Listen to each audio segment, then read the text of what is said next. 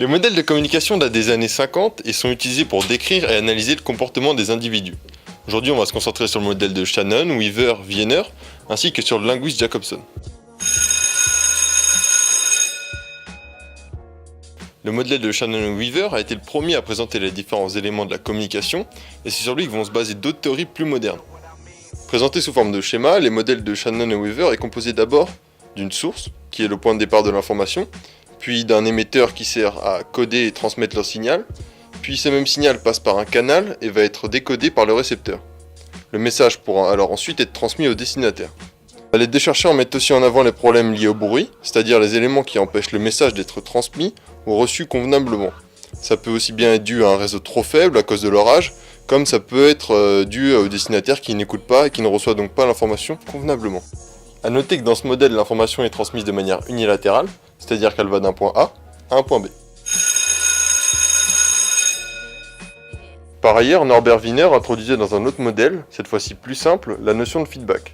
La communication était alors présentée comme une boucle entre l'émetteur et le destinataire, qui sont alors en constante interaction, chacune des actions de l'un entraînant une réponse de l'autre, qu'elle soit positive ou négative. La limite des modèles de Shannon, Weaver et Wiener, c'est qu'ils considèrent peu la nature même du message, et ne prennent pas en compte le langage comme un élément pouvant influencer celui-ci.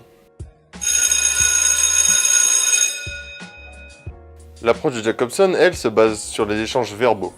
Son modèle présente 6 éléments qui, selon lui, sont nécessaires pour qu'il y ait communication, et à ces éléments, il associe à chaque fois une fonction permettant d'analyser le langage.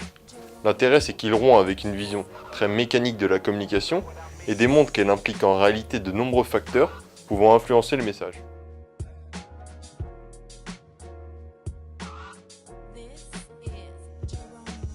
La fonction poétique d'abord se porte sur l'analyse de la forme du message.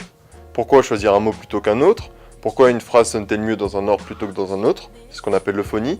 Ou encore, quel est l'intérêt d'utiliser des figures de style? C'est vrai ça au final. Pourquoi est-ce que Lara Fabian chante? Je t'aime. Et non pas je te kiffe.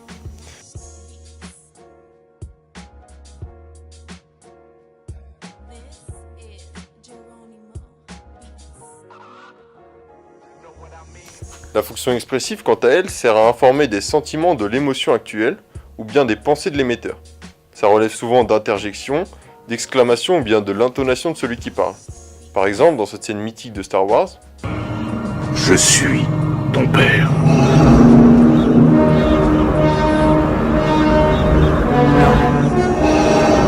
Non, ce n'est pas vrai.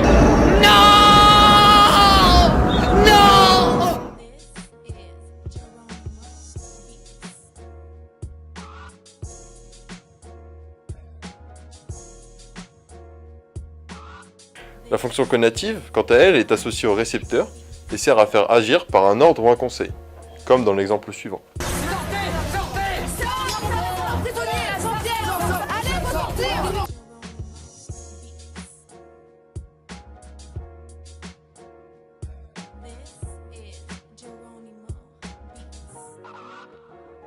La fonction référentielle, liée au contexte, porte sur les éléments se trouvant dans l'environnement des interlocuteurs.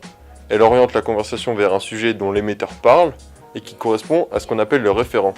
Elle est très présente puisqu'on parle régulièrement, si ce n'est constamment, de ce qui nous entoure. Il pleut. Web.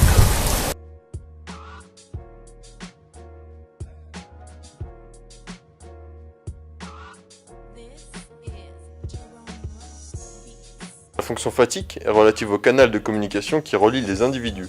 Elle correspond à tous les éléments qui servent à prendre ou bien à garder le contact, comme « Allô » Allô?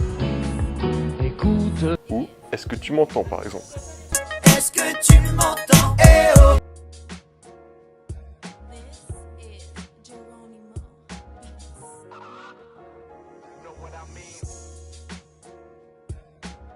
Enfin, la fonction métalinguistique, c'est lorsque l'échange lui-même porte sur le code, le langage, le mode d'emploi. Dans ce cas-ci, les individus confirment qu'ils utilisent bien le même langage. Dans le film OSS 117, l'échange « Comment est votre blanquette ?» Ma blanquette est bonne fait office de code et permet de vérifier l'identité secrète de chacun et que la conversation peut avoir lieu. Comment est votre blanquette? La blanquette est bonne. Ravi de vous voir, Hubert. Voilà, on en a fini avec ces premiers modèles de communication et avec cette vidéo. On espère qu'elle vous aura été utile et on vous dit tout simplement à plus.